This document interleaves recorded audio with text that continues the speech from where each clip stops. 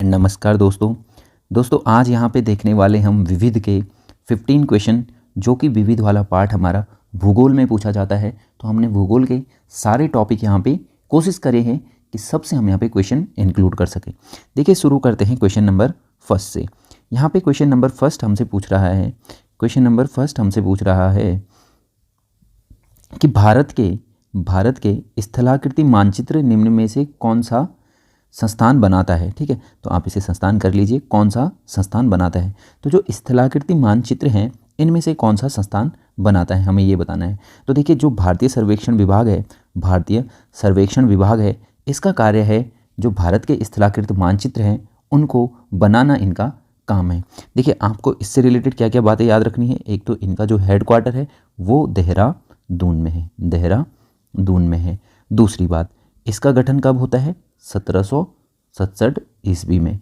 तो दो बातें यहाँ पे निकल के आती हैं कि जो भारतीय सर्वेक्षण विभाग है वो मानचित्र बनाता है, और दूसरी बात, इनका हेडक्वार्टर कहाँ पे है, देहरादून में है।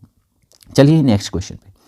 क्वेश्चन नंबर सेकंड हमसे पूछ रहा है, दक्षिणी ध्रुव प्रदेश यानी कि अंटार्कटिका में स्थित भारत के स्थायी अनुसंधान केंद्र का नाम क्या है। तो यहाँ पे क्या है, अंटार्कटिका में दक्षिणी ध्रुव में एक हमारा अनुसंधान केंद्र है, भारत का अनुसंधान केंद्र है, तो हमें उसका नाम बताना है।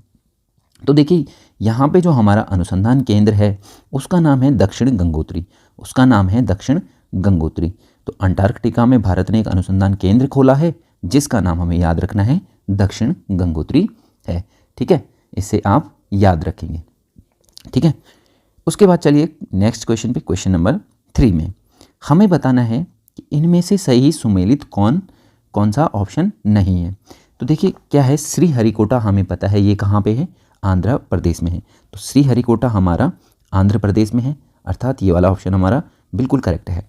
दूसरी बात, जो थुम्बा है वो केरल में है, तो थुम्बा भी हमारा केरल में है। लेकिन जो भाभा एटॉमिक रिसर्च सेंटर है, ठीक है, यानी कि बार्क, ये कहाँ पे है, ये कर्नाटक में नहीं है, ये है हमारा महाराष्ट्र में।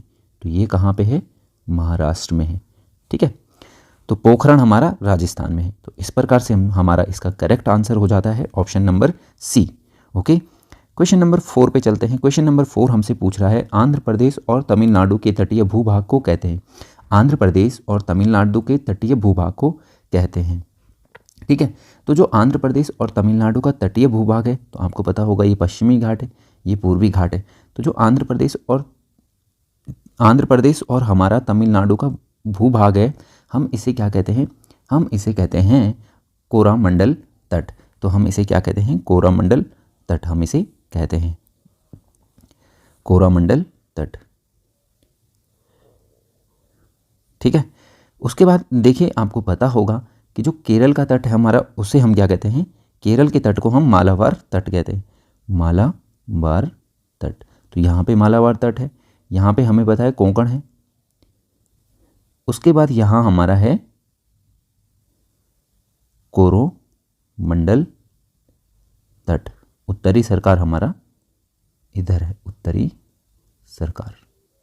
ओके, तो जो हमारा आंध्र प्रदेश और तमिलनाडु को का तटीय भूभाग है उसे हम कोरोमंडल कहते हैं। ठीक है, नेक्स्ट क्वेश्चन, किस पर्वतीय स्थल को सतपुड़ा की रानी कहा जाता है। तो किस पर्वतीय स्थल को हम सतपुड़ा की क्या कहते हैं, रानी कहते हैं। तो ये इसका करेक्ट ऑप्शन हमारा है पंचमढ़ी। तो पंचमढ़ी को हम क्या कहते हैं, सतपुड़ा की रानी कहते हैं। ठीक है, एक्चुअली में जो मध्य प्रदेश है उसके होशंगाबाद में हमारा पंचमढ़ी क्या है, स्थित है। ठीक है, सतपुड़ा श्रेणी में ये स्थित है, इसलिए हम क्या कहते हैं, इसे सतपुड़ा की रानी कहते हैं। तो ये मध्य प्रदेश में है, ये आप याद रखेंगे, और डिस्ट्रिक्ट याद रखने की कोई ज़रूरत नहीं है, फिर भी आप अपना जनरल नॉलेज के लिए रख सकते हैं कि होशंगाबाद में ये है, होशंगाबाद। ओके, अब आ जाइए नेक्स्ट क्वेश्चन नंबर 6 पे।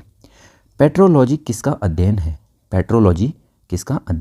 तो देखिए, जो पेट्रोलॉजी होता है वो जियोलॉजी का एक पार्ट है, ये जियोलॉजी की एक ब्रांच है। ठीक है, जियोलॉजी की एक ब्रांच है।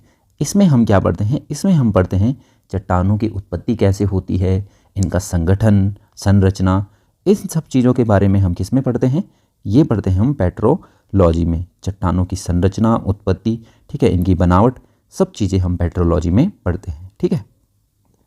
क्वेश्चन नंबर 7 है, भारत में कौन सी नदी को खुला नाला कहा जाता है? भारत में कौन सी नदी को खुला नाला कहा जाता है? तो जो यमुना है उसमें बहुत अत्यधिक प्रदूषण होने के कारण यमुना को क्या कहा जाता है? खुला नाला कहा जाता है। तो बेसिकली जो दिल्ली है, तो दिल्ली में यमुना बहती है और दिल्ली से ही यमुना मेनली क्या होती है? प्रदूषित होती है, और इसमें प्रदूषण का स्तर इतना अधिक है कि इस नदी को हम क्या कहते हैं? इस नदी को हम खुला नाला कहते हैं। तो आप इसे याद रखिए।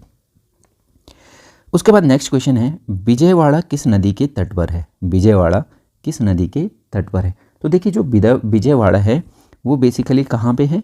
तो ये है आंध्र प्रदेश में। आंध्र प्रदेश में, तो आंध्र प्रदेश में हमारा विजयवाड़ा है, और ये किस नदी पे है?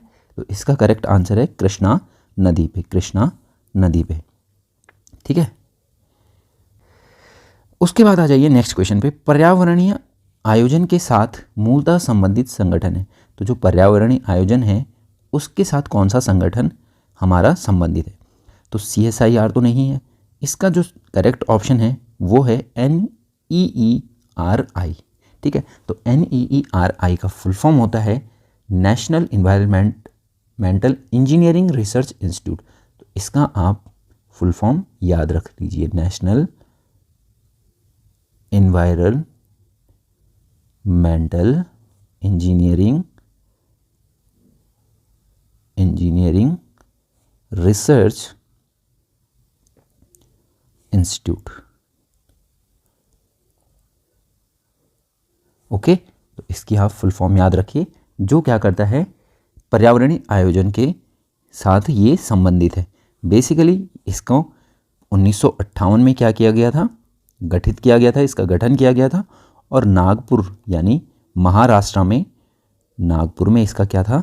हेडक्वार्टर था। ठीक है। उसके बाद आ जाइए नेक्स्ट क्वेश्चन पे। नेक्स्ट क्वेश्चन में हमसे पूछा जा रहा है, मुंबई हाई किससे संबंधित है? तो ये क्वेश्चन बहुत बारी रिपीट होता है और बहुत पुराना क्वेश्चन है बेसिकली। तो ये मुंबई हाई जो है ये पेट्रोलियम पदार्थों को हम यहाँ से निकालते हैं। ठीक है। तो एक पेट्रोलियम पदार्थों के लिए मुंबई हाई को जाना जाता है। ठीक है। तो बेसिकली जो मुंबई तट है वहाँ से लगभग 170-75 किलोमीटर दूर समुद्र के बीच में ये जगह है जहाँ से खनन करके पेट्रोलियम पदार्थों को निकालने का काम कौन करता है? ONGC करता है। ठीक है। तो आप ये ध्यान रखेंगे। ठीक है। उसके बाद आ जाइए नेक्स्ट क्वेश्चन जो है, वर्ष 2011 की जनसंख्या के अनुसार भारत में शिशु लिंगानुपात है। तो जो भारत में शिशु लिंगानुपात है 2011 के अनुसार वो है 919। वो कितना है? 919। अगर नॉर्मली आपसे लिंगानुपात पूछ ले तो ये कितना है? 943। ठीक है। उत्तराखंड का कितना है? 963। ठीक है। अगर पूछ ले कि सर्वाधिक शिशु लिंगानुपात कहाँ है? सर्वाधिक, तो सर्वाधिक कहाँ है? केरल में है। ठीक है। सबसे कम कहाँ है? तो सबसे कम कहाँ है? हरियाणा में। सबसे कम, तो सबसे कम कहाँ पे है? हरियाणा में।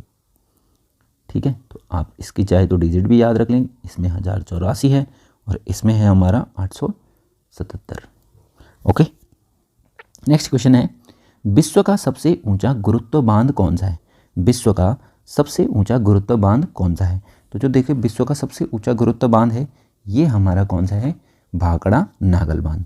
ये कौन सा है हमारा?